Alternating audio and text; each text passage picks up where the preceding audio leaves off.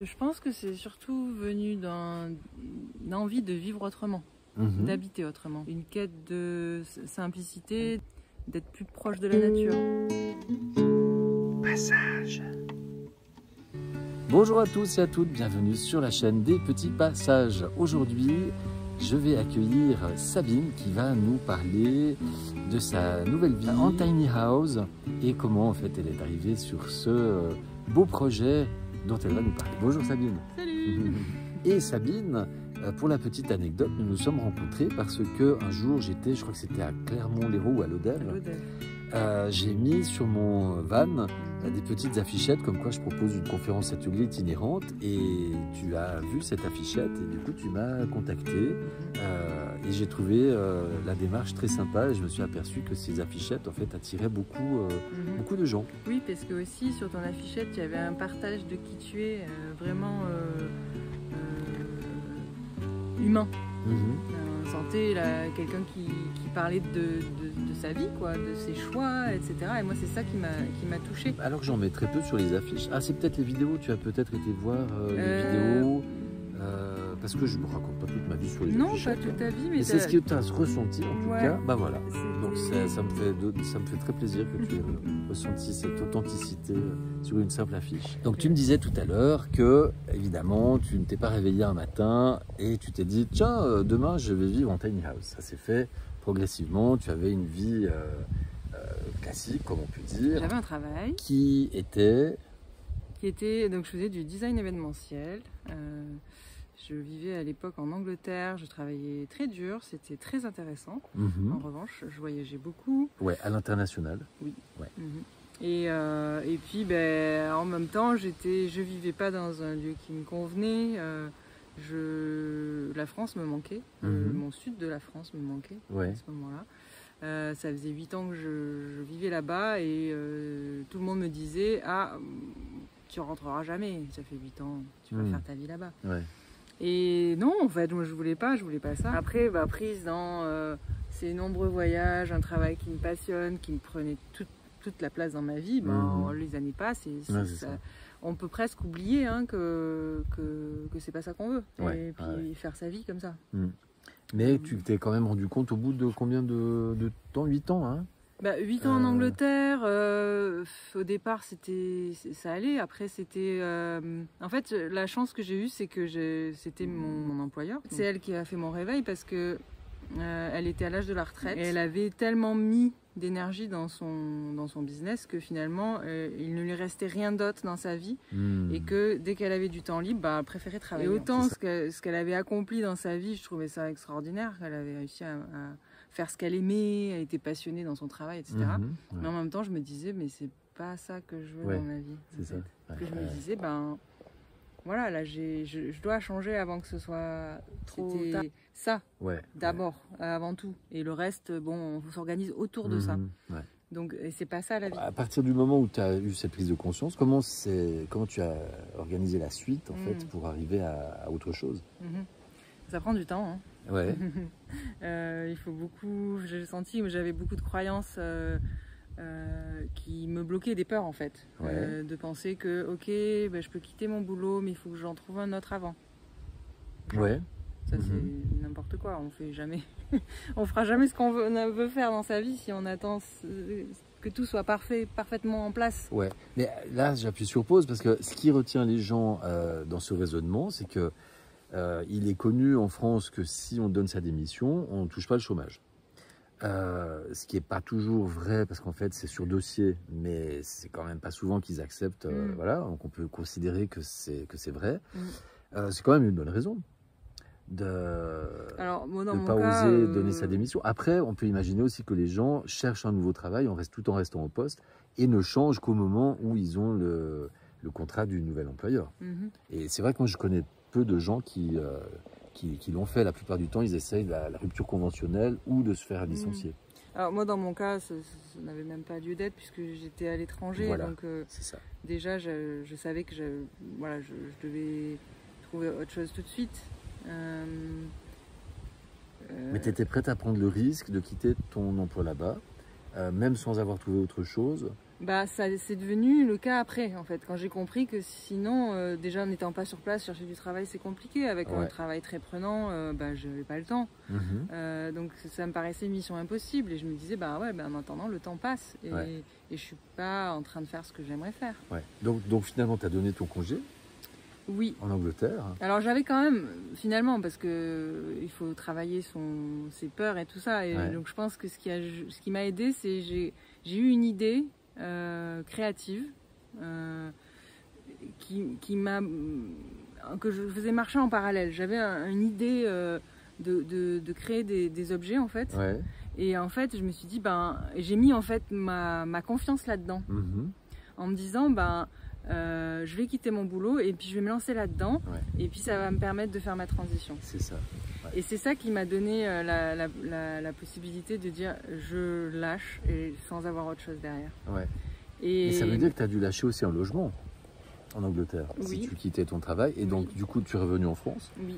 Et sans travail, comment obtenir un logement? Comment tu as fait? Moi j'avais eu la chance de pouvoir être hébergée chez mes parents. Et j'ai eu très rapidement des contrats en freelance en fait. Toujours dans l'événementiel. Dans le même domaine. Et même mon employeur d'Angleterre a continué de me faire travailler. Depuis Montpellier en fait. Donc j'ai pu continuer à avoir quelques contrats avec elle. Et d'autres des nouveaux. Et puis petit à petit j'avais suffisamment de travail pour me prendre un logement. Voilà, c'est ça. Donc tu es reparti dans une location. Oui. Et alors après, il y a eu une nouvelle prise de conscience. C'est au niveau éthique que tu as plusieurs clients, en fait, et tu te disais, mais là, en fait, je n'ai pas envie de travailler avec ces gens-là. Et donc d'arriver à franchir le pas de ne plus travailler avec eux. En fait. Les gros avantages d'être à son compte. On peut déjà organiser son temps. Plus on organise son temps, plus on se rend compte qu'on a une liberté de mouvement, de vouloir faire des choses autrement. Et puis là, j'ai commencé finalement à rentrer dans une forme de décroissance. Donc me dire, en fait, moi je veux vivre plus et travailler moins. Donc déjà, je prenais de moins en moins de contrats. Je réduisais un petit peu. Déjà, mon niveau de vie entre l'Angleterre et le sud de la France avait un petit peu changé. Donc, j'avais la possibilité de me dire, je travaille moins. Si je diminue mes besoins financiers, je peux faire plus la fine bouche, finalement. Est-ce que tes clients avec qui tu ne travaillais plus, tu leur as dit pourquoi tu ne travaillais plus avec eux? Parce qu'il y avait donc la notion de éthique et c'était beaucoup. Les exemples que tu me donnais, c'était du greenwashing. Qu'est-ce que tu leur as dit? Est-ce que tu leur as dit la vérité, entre guillemets? Il y a personne même avec qui je travaille encore qui va me proposer différents types de projets et il y en a, non. Tu leur dis non, là, parce que ceci, cela. Après, en plus de ça, comme j'ai pas de téléphone portable, mon mode de vie, là, c'est particulier. Il y a beaucoup de choses qui peuvent mettre une barrière entre certains projets. Enfin, tu vas travailler sur certains projets avec... Donc dans tous les cas, ça fait un tri naturel. Il y a des gens, ils se disent t'as pas de téléphone portable, c'est pas possible. J'aime bien cette notion de tri naturel. Mais moi, déjà à ce stade de cette interview, ce qui ressort beaucoup, c'est que tu as été tout à fait prête à prendre des risques. Enfin, j'ai envie de mettre des guillemets à ce mot risque. Alors, je vais le formuler autrement. Ce qui est vu comme un risque par la plupart des gens, et qui justement fait que beaucoup ne prennent pas ce pseudo-risque en disant j'ai pas le choix, moi, oui, il y en a qui font, mais moi je peux pas, c'est pas pareil. Tu l'as peut-être déjà entendu cette formule. Ou alors toi tu peux, t'as pas d'enfant, enfin voilà, il y a ces espèces de clichés. Et moi j'aime bien dire, prendre un risque n'est pas courir un danger.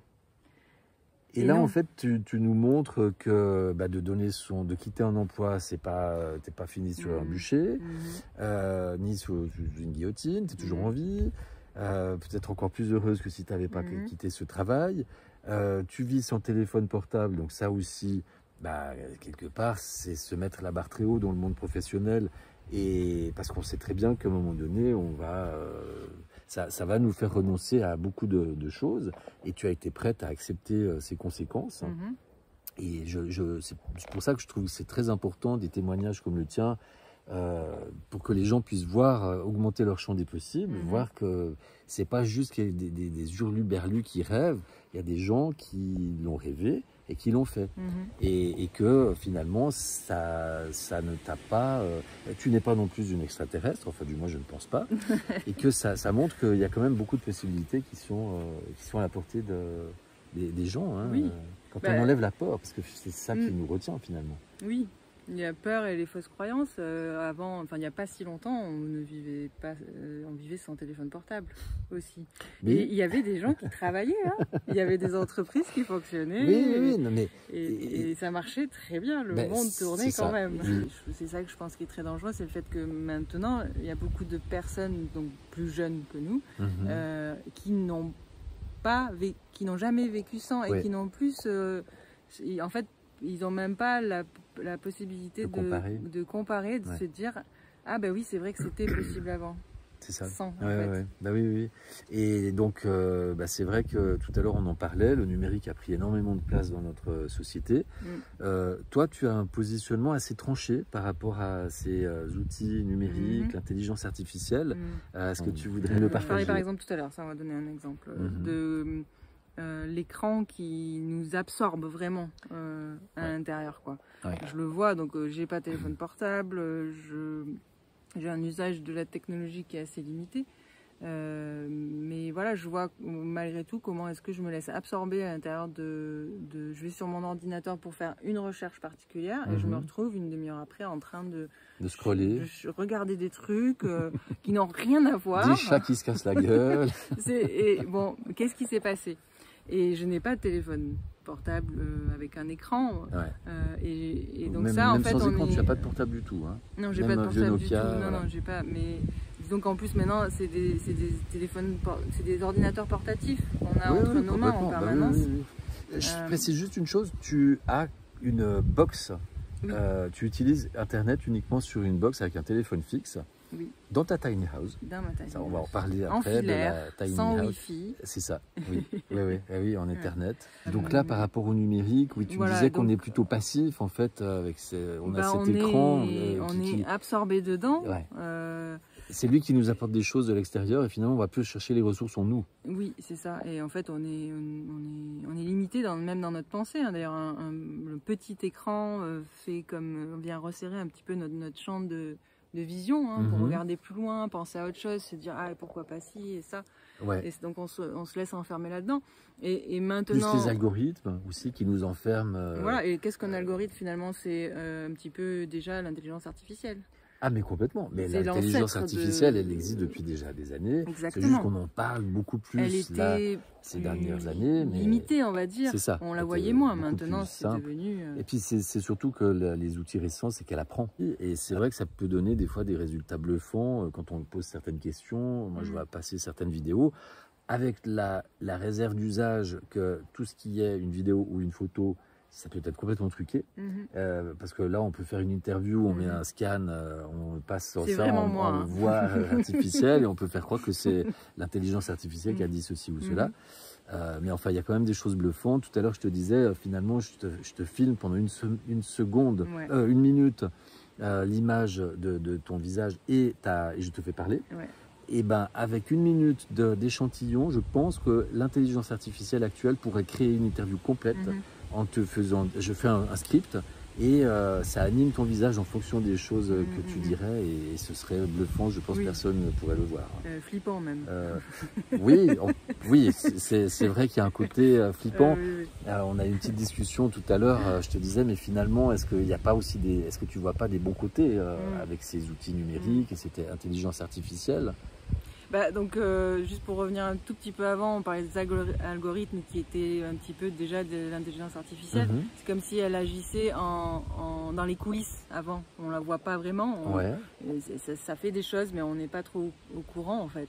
Et maintenant, c'est comme si elle est venue sur la scène, quoi, en pleine lumière. Alors, elle est toujours invisible, mais on en parle plus. On en parle plus. Elle est plus tangible, en tout cas. Elle est plus tangible. Elle a des noms, même. Ils ont des noms, hein, les bots, là. Donc, elle est mise en pleine lumière, et puis elle pense à notre place, elle fait les recherches à notre place, elle nous donne l'information à notre place. Elle pourrait presque nous dire quoi faire. Hein. Il y a des gens, ils l'utilisent comme confident, voilà. comme coach. Il y aurait des cas de suicide apparemment aussi. Alors bon, toujours le conditionnel. Est-ce que c'est des légendes urbaines ou pas? Mais ça m'étonnerait pas. Ça m'étonnerait pas en fait. Ouais. Après, donc est-ce que tu vois, je te repose la question, est-ce que tu vois des aspects positifs quand même à ces outils? Je te donnais l'exemple tout à l'heure d'un couteau qui peut être un instrument, un ustensile de cuisine ou une arme. Voilà, je t'ai répondu en disant je suis pas contre le progrès. Moi, j'ai quand même un ordinateur, Internet. Je travaille beaucoup avec l'outil informatique. J'aime beaucoup la technique, hein, la technologie même. Ça donne des possibilités. Maintenant, c'est comment est-ce qu'elles sont détournées.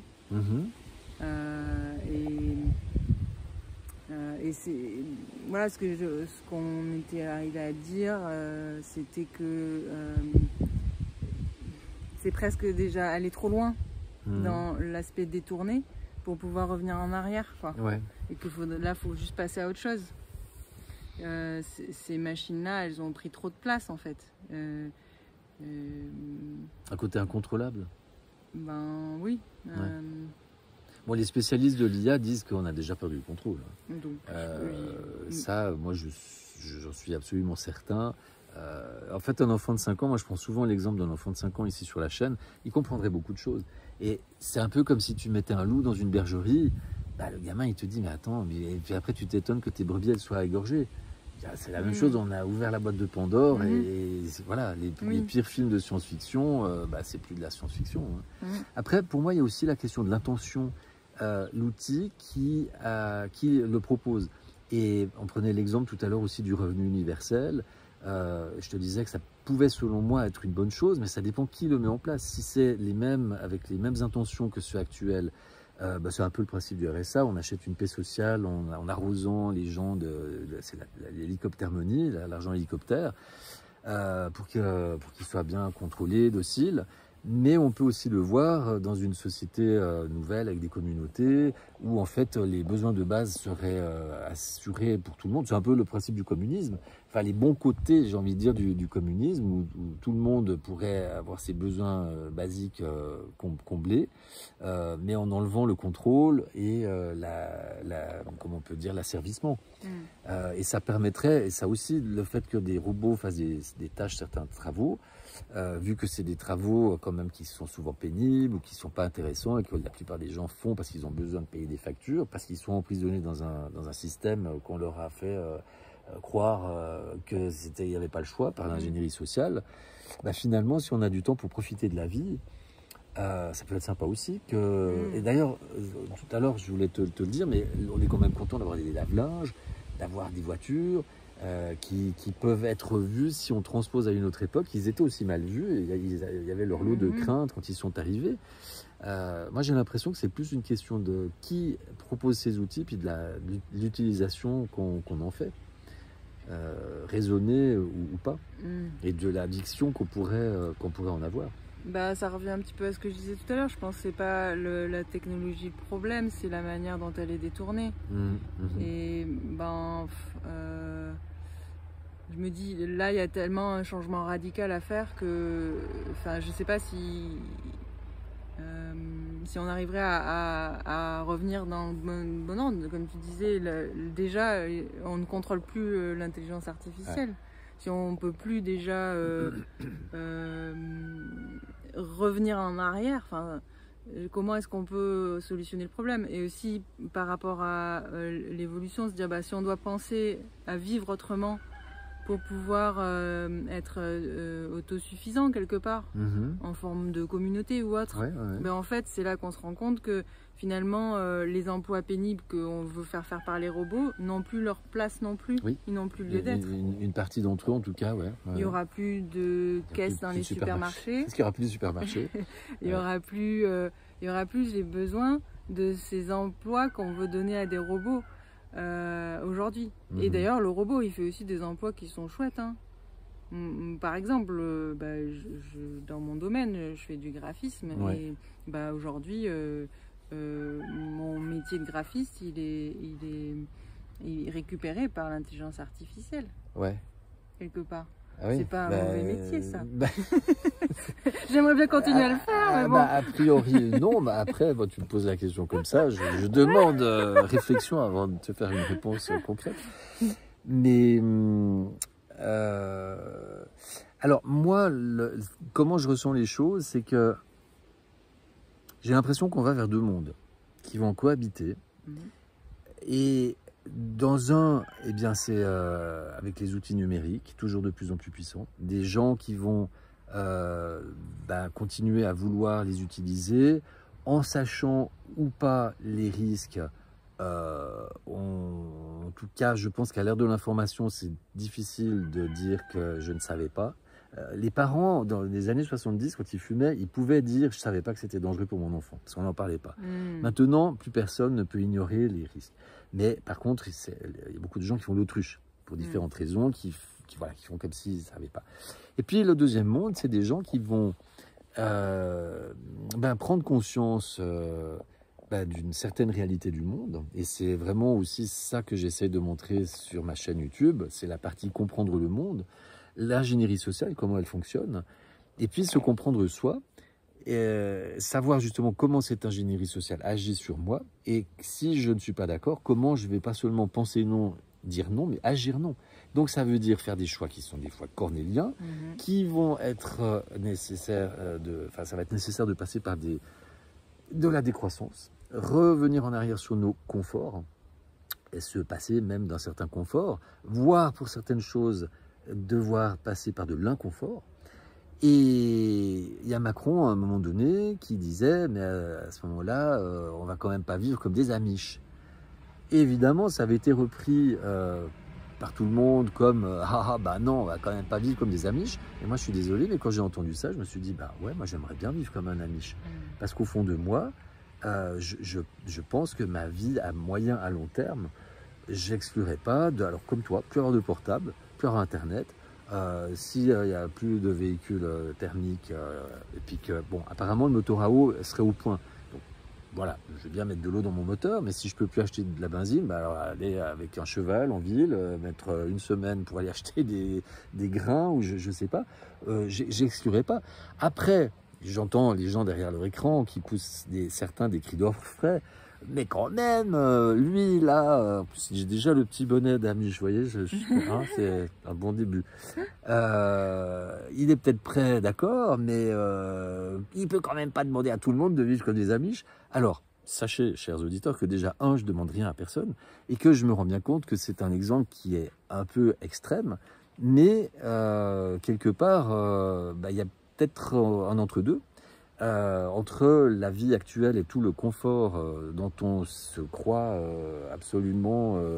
qu'on croit absolument indispensable, et puis la vie d'Amish, il y a toute une palette possible entre deux. Et il y a de plus en plus de gens qui font des choix différents, des choix de logement, beaucoup de gens qui vivent en camping-car ou en camion aménagé, ou en tiny house. Et moi, ça me plaît beaucoup ce choix que tu as fait. On va voir en même temps qu'on parle des images de la tiny. Comment tu es arrivé à ce choix? Je pense que c'est surtout venu d'une envie de vivre autrement, d'habiter autrement. Une quête de simplicité, d'être plus proche de la nature. Et puis aussi, finalement, un accès à la propriété aussi. C'est possible pour moi, en tout cas à ce moment-là, ce qui n'aurait pas été le cas si j'avais dû acheter quelque chose. Ouais, parce que là, tu serais d'accord de nous dire combien tu l'as payé? Oui, c'était dans les 50 000, je vais dire, à peu près, parce que j'ai fait des travaux par la suite d'aménagement intérieur, donc on va dire à peu près. Alors, un logement à 50 000 euros, ça se trouve, mais dans une ville comme Montpellier, ça tu peux oublier. Enfin, si, peut-être un placard à balai à ce prix-là. Non, j'exagère un peu, mais bon, voilà. Bon, disons que... Ailleurs que Montpellier, dans une plus petite ville, ce serait possible, mais du coup, tu n'as pas la mobilité que t'offre la tiny. Oui, ni même le choix d'être vraiment dans un cadre de nature. Enfin, j'imagine un logement à 50 000, il y a sûrement beaucoup de travaux à faire. Enfin, tout est possible après. Tout est possible et il ne faut pas se fermer à se dire je peux pas, j'ai soit pas les moyens, soit ça sera pas ce que je veux. C'est pas vrai. Je pense qu'on peut avoir ce qu'on veut avec ce qu'on a. Je me suis intéressée à tout ce qui était habitat alternatif, ça me plaisait. Ouais, habitat léger. Oui. Comme quoi, par exemple, Bah, dans les panels? j'ai regardé les yourtes, j'ai Ouais. regardé les chalets, j'ai regardé les cabanes, les maisons containers. C'était l'aspect carré qui me plaisait. Ah oui. La yourte, par exemple, ça n'a pas des murs arrondis ronds, ça me parle pas. Mais ça, c'est voilà, c'est vraiment Non, mais moi. même au niveau énergétique, c'est très controversé, hein, l'énergie ronde. Ouais, je pense que ça convient pas convient à tout le très monde. bien à certains et Ouais. pas à d'autres. Et, ouais, moi, j'aime tout ce qui est optimisation d'espace et les trucs carrés, ça optimise l'espace. Ouais, Des boîtes dans des boîtes, ça C'est c'est mon ça. truc. Quoi. Tetris. Voilà, ça c'est mon truc. Est-ce que la mobilité, le fait de pouvoir la déplacer si tu veux changer d'endroit, est entré en ligne de compte pour le choix ou pas forcément au début en tout cas? Inconsciemment, parce qu'il y avait un côté où je me disais c'est quand même bien voilà, on ne sait pas ce qui peut se passer dans la vie, et donc la vie change en permanence, et donc quelque part ça me plaisait bien l'idée de me dire voilà, je peux amener ma maison avec moi. C'est ça, un peu comme l'escargot. Est-ce que maintenant que tu l'as déplacé déjà 2 fois, est-ce que tu reviendrais en arrière sur l'aspect mobilité? Non. Je te pose la question parce que moi, en fait, j'ai fait le choix de la tiny parce que je m'étais dit, pareil, si je veux changer d'endroit, comme ça, j'ai pas besoin de revendre ma maison. Ma maison me suit. Mais je me suis rendu compte qu'à chaque fois, il fallait que je loue un véhicule spécialisé, un 4x4, qui avait un coût. Qu'il fallait que je loue aussi une camionnette parce que c'était un vrai déménagement. Il y avait entre autres les panneaux solaires, la cuve à eau, plus toutes mes affaires, même que j'étais dans le minimalisme, je ne pouvais pas garder les affaires dans la tiny parce qu'elle était trop lourde pour le déplacement. Il fallait que je trouve quelqu'un pour conduire la camionnette puisque moi je ne pouvais pas me dédoubler, conduire ma voiture et la camionnette en même temps. Enfin, c'était compliqué. Et en plus, ça, on va y arriver sur le choix du lieu. Moi, à chaque fois, c'était des lieux où il n'y a pas eu d'autorisation, rien du tout. Donc, quelque part, une situation très précaire qui pouvait changer du jour au lendemain et où je pouvais être amené à partir aussi assez rapidement. Et au final, en une année, j'ai dû bouger 3 fois et je devais bouger encore une 4e. Alors, toi, comment s'est fait le choix des terrains? C'est le 2e terrain ici où tu es posé. Il y a beaucoup de croyances par rapport à ça, beaucoup d'interrogations qui sont justifiées. Hein. Oui, c'est sûr. D'ailleurs, c'est la première question qu'on me pose quand je dis que je vis en tiny, c'est est-ce que tu as le droit? Et non, j'ai une gauche. Alors, le premier terrain, en fait, comment ça s'est passé? Est-ce que tu as fait construire la tiny en ayant déjà trouvé le terrain ou pas? Oui. Ah. Oui, j'ai fait construire donc la tiny. Je savais que j'avais un endroit où je pouvais la poser, qui était sur un terrain d'une maison familiale. C'était complexe. Bon, mais ça passait dans le sens où donc je voulais pas couper d'arbres. Il y avait beaucoup de dévers, de dénivelé, donc c'était assez complexe. Et donc je l'ai faite gruter en fait pour la déposer à sa place. Donc premier terrain, en fait, tu savais exactement qu'il y avait une possibilité de mettre une tiny. Donc du coup, complexe. Ça a aidé le choix de la tiny aussi. Par opposition, ce qui était mon cas, moi j'ai fait construire la tiny avant même de savoir où elle allait finir. Je me suis dit, je trouverai. Et comme tu disais tout à l'heure, quand on veut vraiment quelque chose, eh bien, c'est possible. Ouais. Et ça marche. Et ça a marché. Et à un moment donné, donc au bout de 2 ans quand même, tu as cherché un autre endroit. Et explique-nous un petit peu comment s'est faite la recherche, parce que je trouve que c'est une belle histoire. Donc déjà, j'ai suivi un processus pour trouver son habitat dans un ouvrage qui s'appelle L'Habitat créatif de Pierre et Céline Lassalle. Je vous mettrai le lien en description. Qui parle de tout ce qui est en lien avec l'habitat. Donc ça peut être trouver un lieu de vie, mais aussi réaménager son lieu de vie, se sentir bien chez soi. Il y a vraiment plein de clés et d'outils sur ce sujet. Et donc j'ai suivi ce processus pour déjà essayer de savoir déjà qu'est-ce que je veux et d'aller vraiment dans du très précis. Parce que plus c'est précis, plus c'est faisable. C'est faisable. Ça crée le lieu qu'on veut trouver en fait. Et c'est vrai que déjà, ça je le propose à mes auditeurs aussi, de se poser la question déjà, qu'est-ce que je veux dans ma vie? Qu'est-ce que je veux dans mon logement? Et les réponses viennent après. Hein. Et vraiment avec beaucoup de précision. Donc c'est ce que j'ai fait déjà par rapport à la localisation, où est-ce que j'avais envie de vivre. Et je suis partie avec quelques petites annonces imprimée, hein, écrite, pas à la main, mais presque, quoi.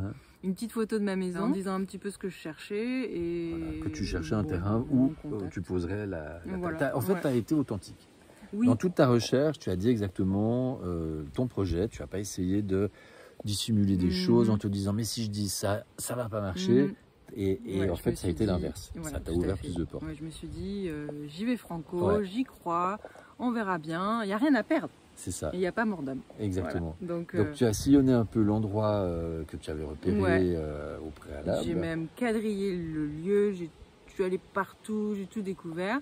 J'ai eu 3 coups de cœur. Alors 3 coups de cœur, un c'est ici, un autre c'est pas très loin d'ici. Enfin, c'est vraiment très très proche.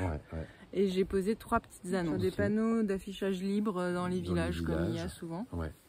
Le dernier, donc celle qui m'a finalement amenée sur le terrain où je suis aujourd'hui, en plus j'étais vraiment en hésitation, c'était bizarre. J'ai eu comme une impression de oh là là. Enfin, en fait, je quittais le village et je passe devant un panneau d'affichage qui comme me tendait les bras. Et j'étais là, non, j'en mets un là ou pas? Je sais pas. L'ego, non pas l'ego, le mental qui est. Et en même temps, le cœur dit oui, le mental qui vient foutre revenir de voir cette vue extraordinaire en haut du village. Oui, qu'on a été voir tout à l'heure. Et je me disais, non, mais c'est trop bien ici. Allez, je la pose. Allez, je descends de la voiture et je mets ma petite affichette. Et une semaine plus tard, j'ai reçu un appel de quelqu'un de ce village qui me disait grosso modo, on a peut-être un terrain pour vous.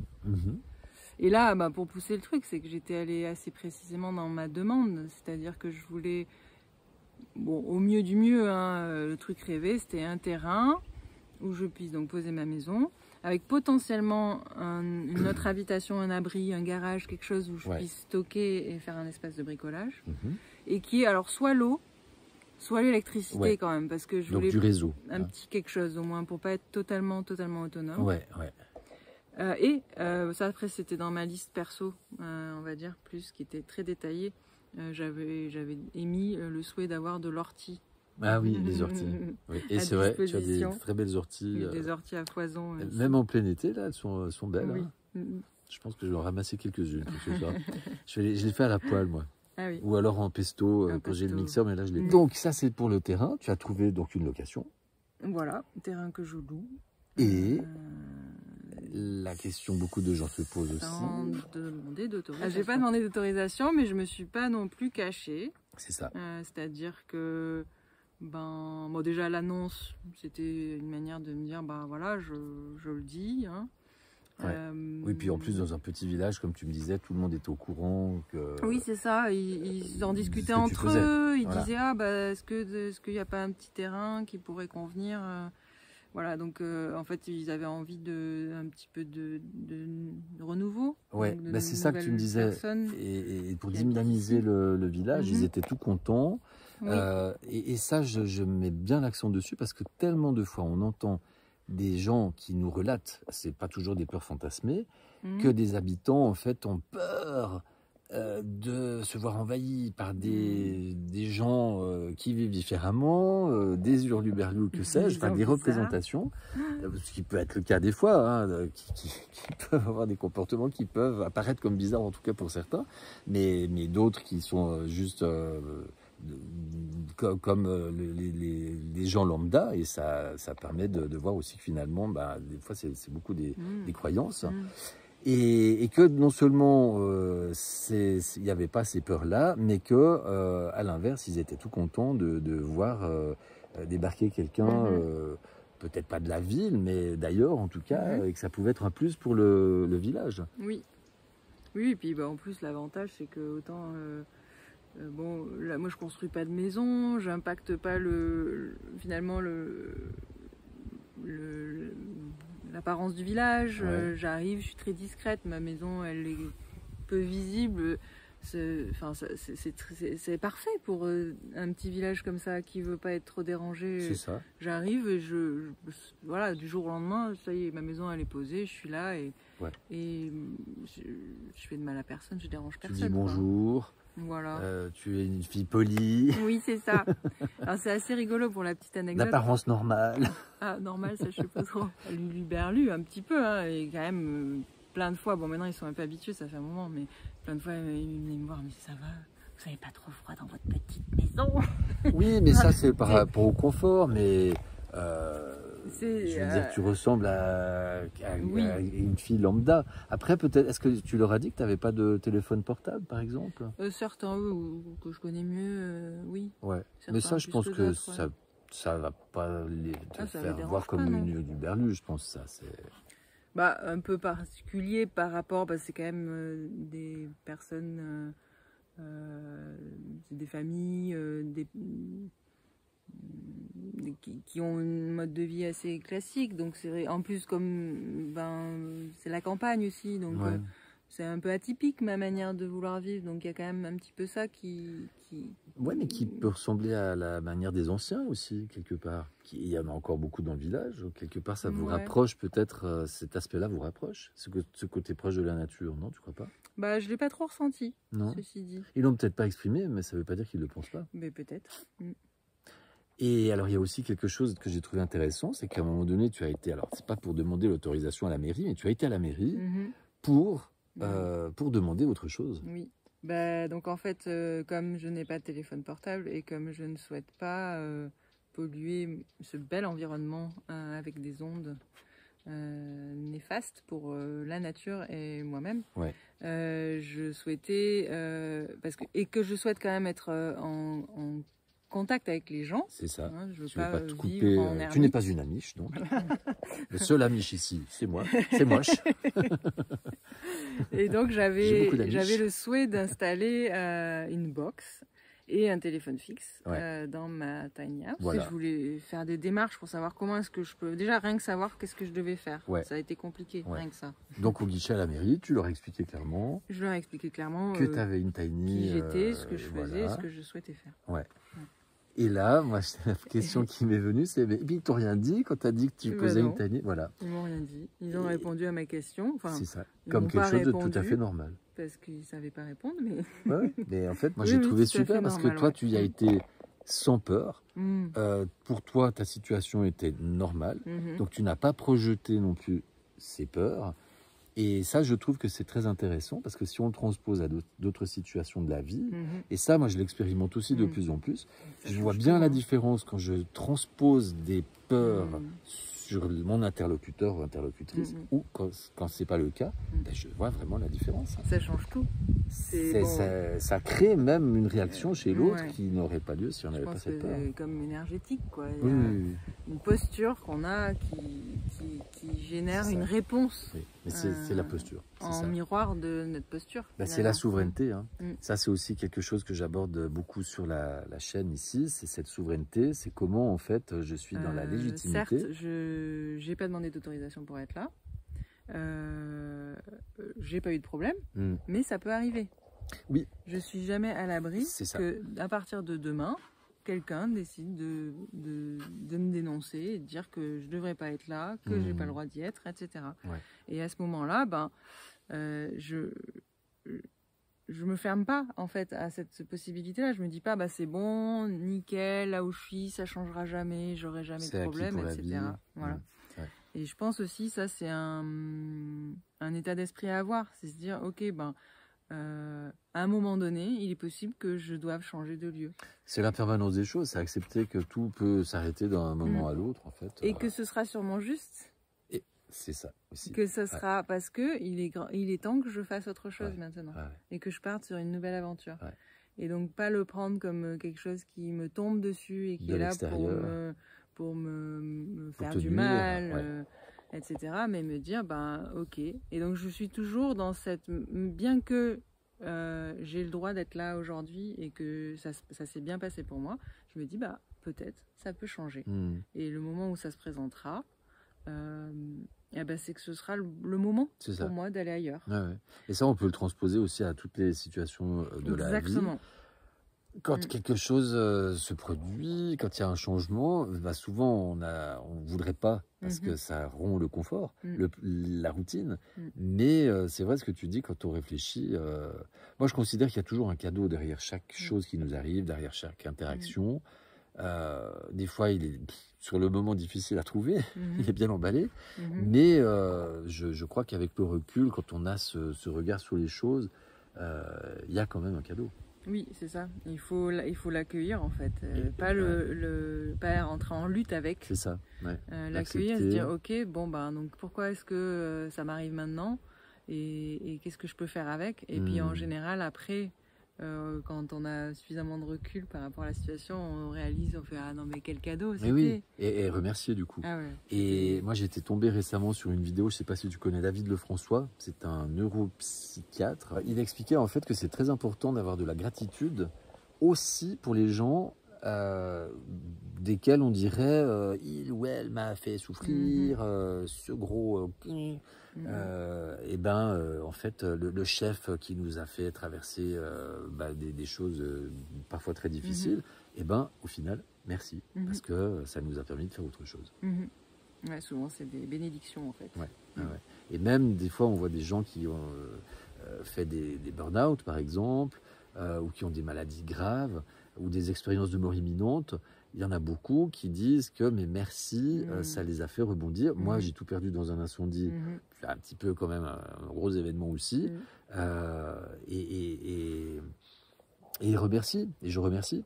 Après, c'est vrai que si on parle du burn-out, il y en a qui s'en remettent pas et qui se suicident.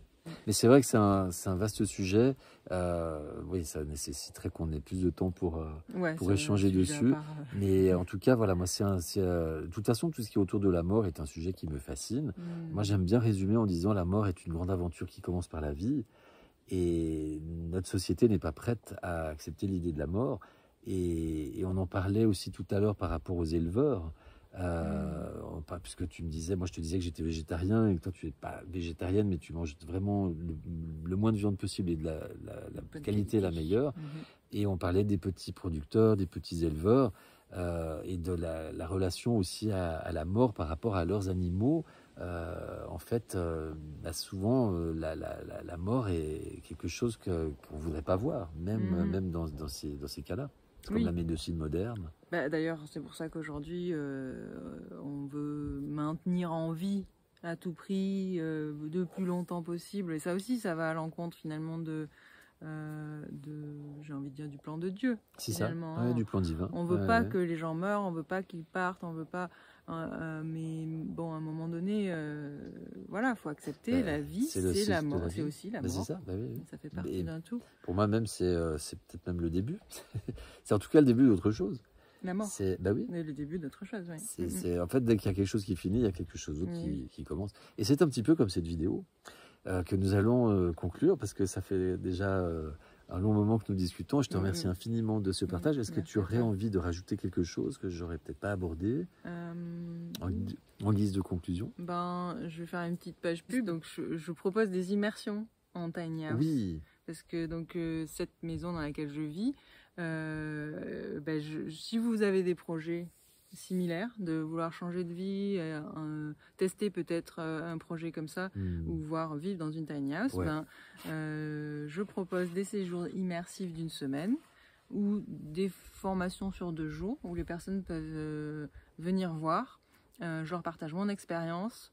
On parle de leur projet, on essaye de trouver des clés, on essaye de voir où sont les blocages, toutes les choses qu'on disait qui nous empêchent les fausses croyances. Voilà, qui nous font croire que ça c'est pas possible, ça non plus, etc.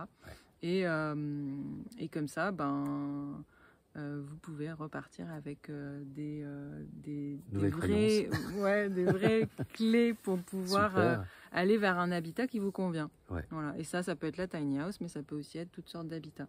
Ouais. Donc là, je vous mettrai dans la description les différentes façons de te joindre. Et puis, est-ce que tu veux nous parler aussi d'une autre activité que tu as, qui est plus créative? Oui.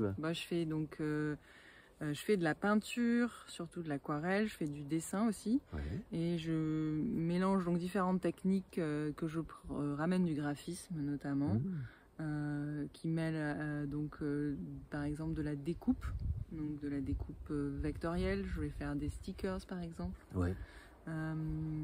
Et donc je mélange ça avec la peinture et ça crée des créations unique, on va Ok. dire. Et tout un panel créatif avec pas mal de mélanger mon goût pour l'outil informatique qui permet des choses. Oui, oui. Et aussi et d'y ajouter l'aspect manuel. Revenir aussi à le stylo, la peinture, le pinceau, le crayon et puis mélanger les deux. Super. Et donc là, on peut voir quelques œuvres à l'écran. Je les montrerai, je les mettrai au montage. Sabine, ah oui, alors j'ai envie aussi de dire, je ne l'ai pas dit, alors du coup je vais refaire l'introduction après. Sabine, merci beaucoup pour ces partages. Merci, je pense à que toi. là on a vraiment de belles choses qui permettront d'augmenter le champ des possibles des auditeurs. Si cette vidéo vous aura semblé pertinente, partagez-la au maximum à tout l'univers. Laissez des j'aime, des commentaires et abonnez-vous à la chaîne. À bientôt. Prenez soin de vous. Je vous aime. Les petits passages.